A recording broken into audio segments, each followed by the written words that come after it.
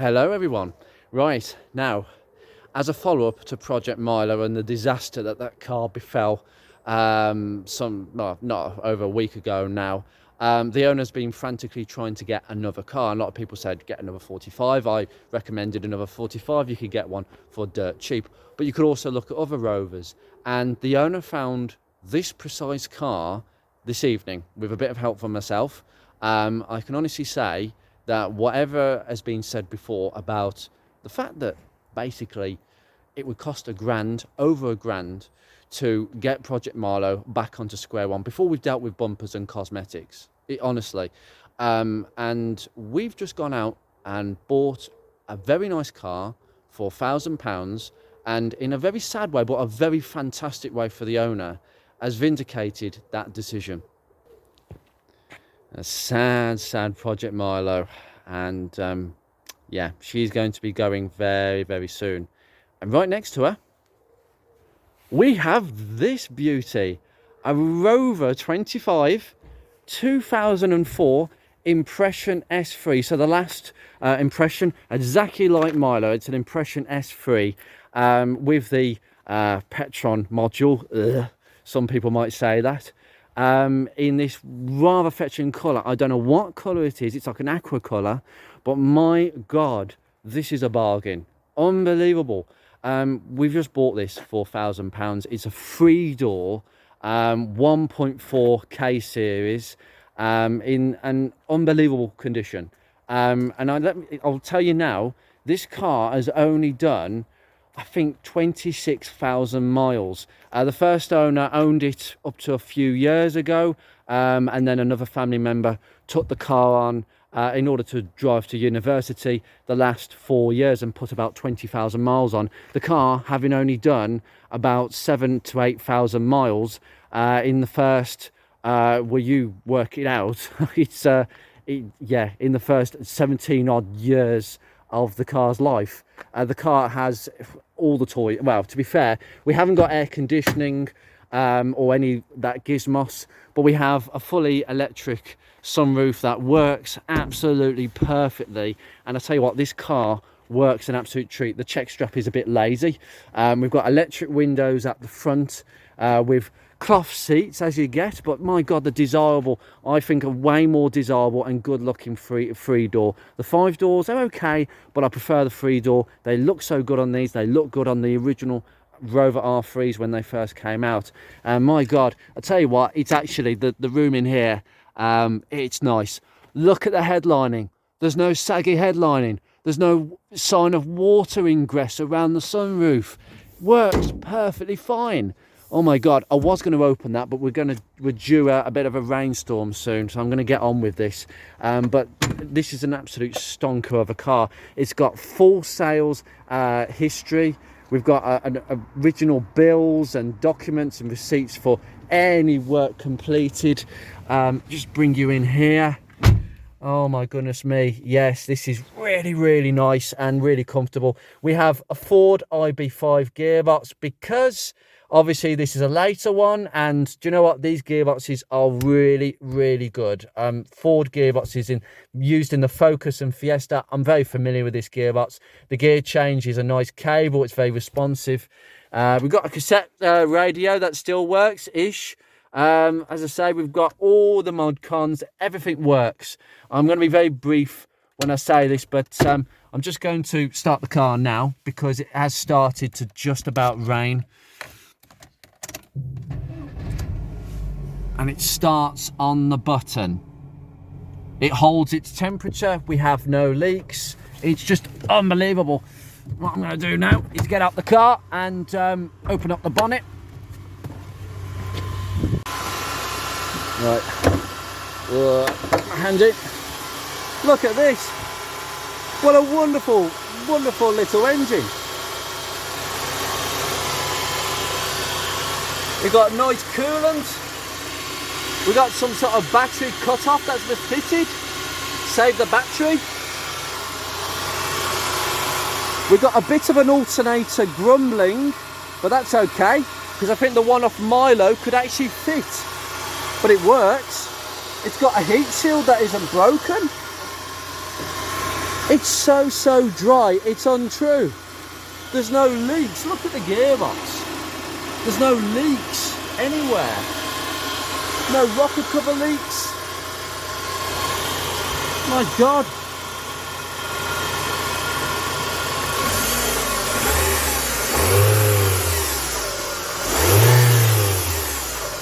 That's an alternator bearing. We'll sort that.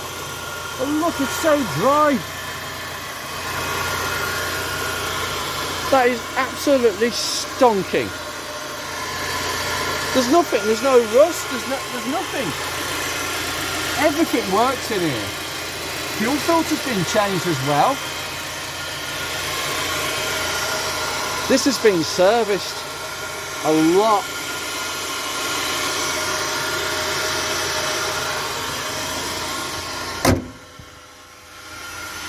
That is definitely an alternator grumbling, so I've got a feeling that 45 alternators will fit a 25, but we'll see about that. That might be something Milo can donate. There's a few bits and pieces.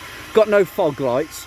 We've got a little bit of scabbiness here, a little bit of scabbiness at the bottom there, but there's very minimal. And look at the sill for a start. You go around to the back here.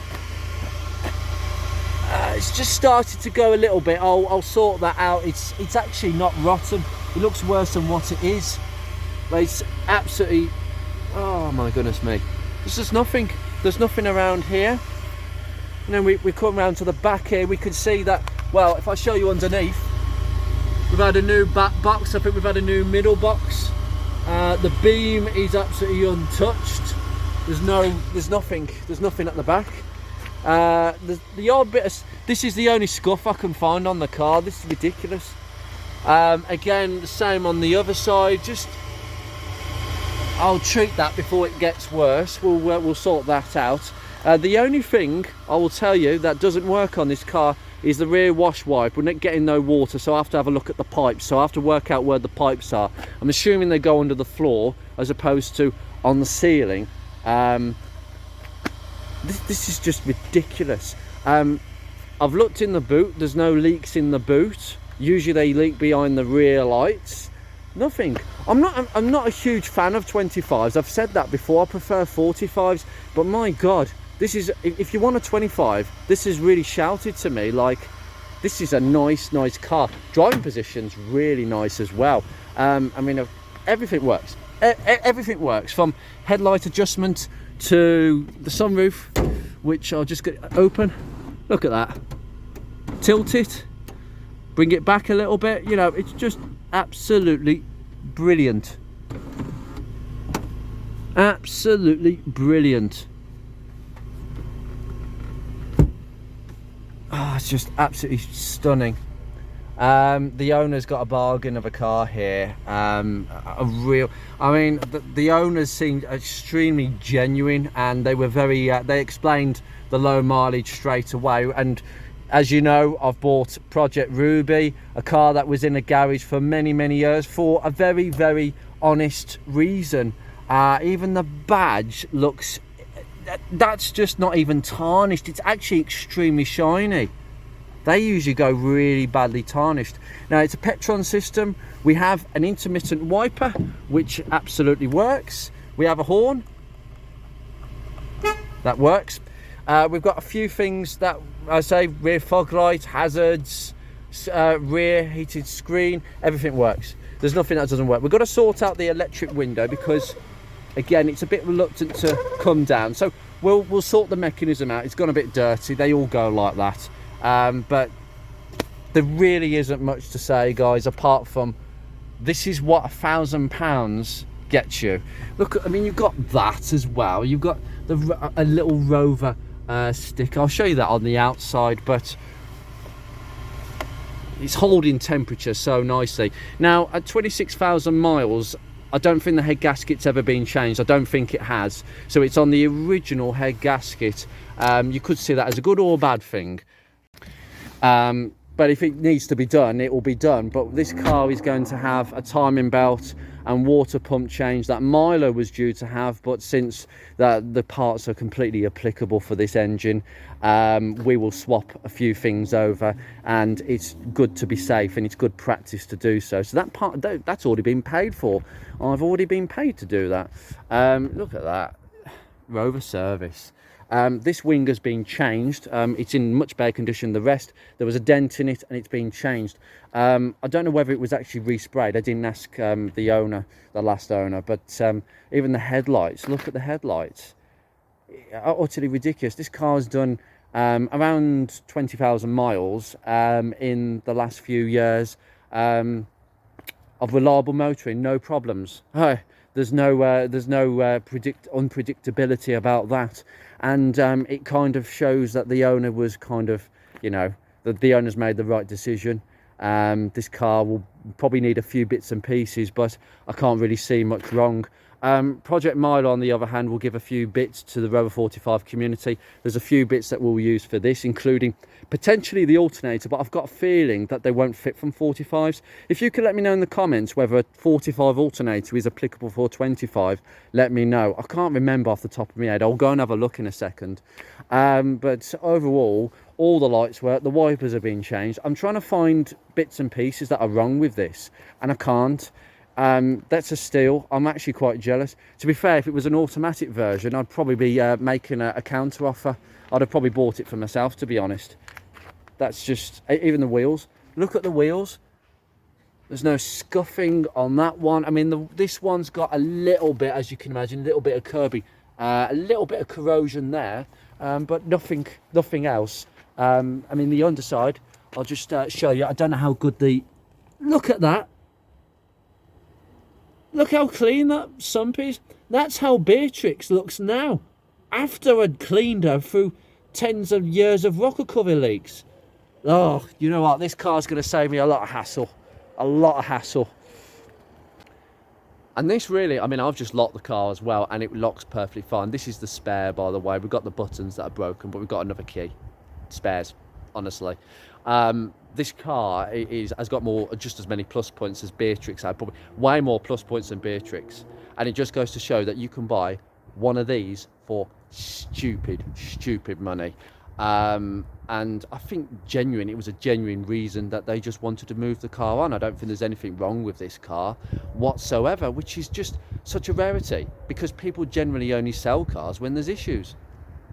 Well, there's no issues with this car. It drives really nicely, and the owner describes this car, having driven it about 25 minutes away from where we bought it, as an absolute pleasure, considering versus Milo, which is an absolute basket case of a car. And I think when the owner says that, you know things are not good.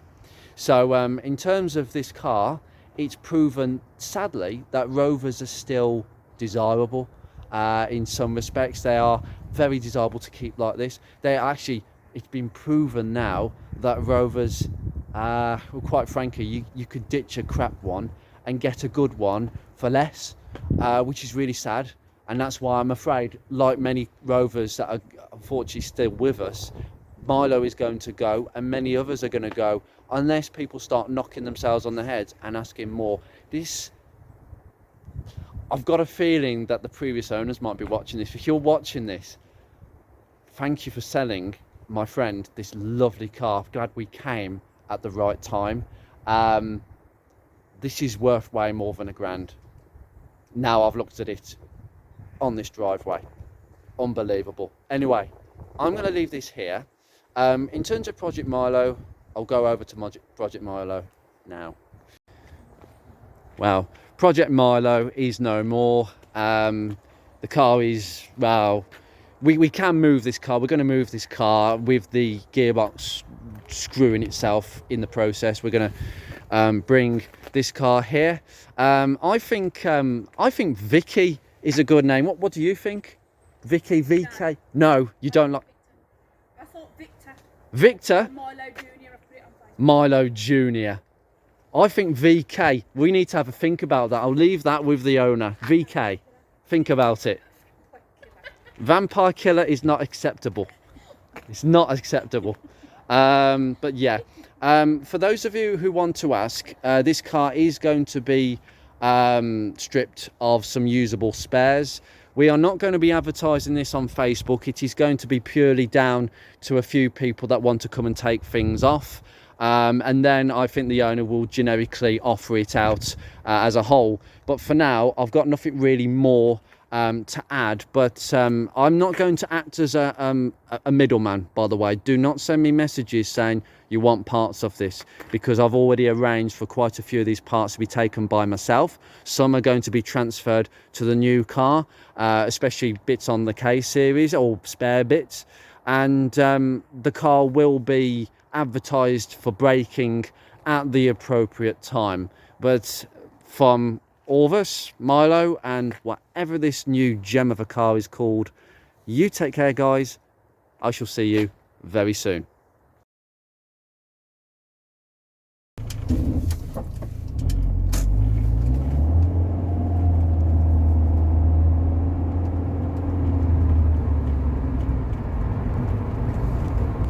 Well, that kind of vindicates my, well, the whole situation really with Milo. I just want to do an afterthought on that, to be honest, since I've just gathered my thoughts and looked over that car even more than... I just, honestly, I'm running out of words to describe how good that car is. It's solid. There's just tiny amounts of rust at the end of the sills. Everything works apart from the rear wash wipe. I mean, honest to God, for £1,000, what can you expect? I mean, if you watch all my Ford Focus stuff, Nick's Ford Focus Mark 1, £400 for that. But as much as that is a bargain for Ford Focuses, being a Ford, they're worth more than Rovers. I don't know why. I really don't know why. If you look at them on a car by car basis, I really don't know. It's brand snobbery, really. For £400, I think that, which one is better? A £400 Focus Mark 1 with not much corrosion, probably no more corrosion than what I've seen on this Rover 25, although I'd say the Rover 25 is a bit less on the arches and much drier. But paintwork wise, the 25 is much better and everything works. And I think I've seen one broken bit, and that was the blank for what would have been manual windows on the front door cards, the little blanking cap. It's come off because obviously it's got electric windows, and that is literally it. There's nothing that's wrong with it. So which is better, a £400 Focus Mark 1 with a 10-month MOT, or a £1,000 Rover 25 with about a month and a half left on the MOT, but with all new tyres? The tyres are 2 years old, and they're all of good makes. But you know, I know for a fact there's no worries about that car past the MOT. The Focus might be a different story. The 25 will pass its MOT easily. So which one really is the bargain? Well, of course the Focus in terms of monetary value is much better, but in terms of what you get for the quality and the condition of the car, I think the 25 has kind of opened my eyes a little bit, especially being a 3-door. Just ridiculous. But yeah, the car, I will repeat it once again, I will be taking various bits off to do with the gearbox. I've already had a couple of messages privately from very close friends of mine who do want a few bits, so I'll be taking a few bits off. We potentially need to swap an alternator.